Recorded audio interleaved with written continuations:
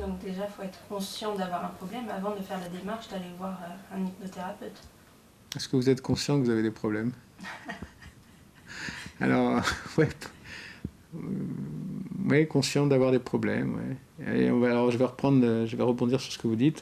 Peut-être il faut être conscient qu'on a des problèmes et puis laisser son inconscient régler nos problèmes. Ça peut être intéressant.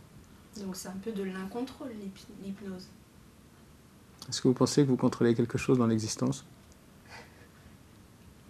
Dites-moi, le temps, votre voiture, elle tombera en panne à un moment ou à un autre, votre maison, il y aura une tuile qui va s'en aller, votre enfant, il aura un rhume où il se bagarrera dans la cour de l'école, où il fera facteur au lieu de faire, je sais pas, plombier ou artiste de cirque plutôt que de faire ministre. Donc on contrôle quoi en fait? Donc on pourrait dire que l'hypnose c'est un lâcher-prise?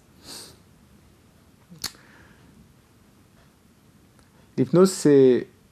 en tout cas, moi, dans ce que je propose au sein de mes séances, comme je suis beaucoup sur l'émergence, plus qu'un lâcher-prise, c'est-à-dire on va lâcher prise sur ce qui nous freine, ce qui nous retient, ce qui nous bloque, ce qui déclenche des résistances, ce qui nous enlève notre légitimité, ce qui ne nous permet pas de nous auto-valider, parce que souvent on a besoin de la validation extérieure. On va dire que c'est lâcher la prise sur toutes ces indications-là, ces codes de l'extérieur, et prendre sa propre consistance, son muscle de l'existence, c'est-à-dire de devenir ce que l'on doit être ou ce que l'on veut être et ce que l'on est vraiment.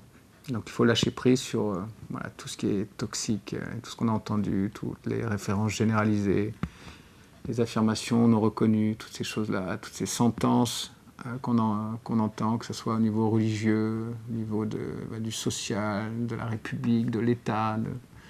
Lâcher prise, ça peut commencer par là. Vous verrez que si vous lâchez prise mentalement là-dessus, le corps va suivre automatiquement. Hein. On n'est pas dans un dualisme cartésien, c'est vraiment relié en fait. Donc si vous lâchez prise mentalement, le corps se détend. Si le corps se détend, c'est plus agréable pour lui, etc. Il y a un mécanisme qui amène après plus d'énergie, donc moins de souffrance, etc., etc., sans parler des somatisations. Donc lâcher prise, c'est une option.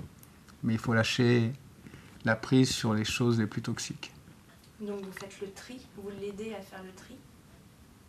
Il le fait, l'inconscient est très très fort, il a un grand pouvoir, donc il va savoir ce qu'il y a à enlever, ce qu'il y a à travailler, ce qu'il y a à remodéliser, ce qu'il y a à repenser, ce qu'il y a à effacer. Il va le faire tout simplement. Le client, en tout cas dans les séances, laisse son inconscient faire et l'inconscient est assez autonome et costaud pour le faire tout seul.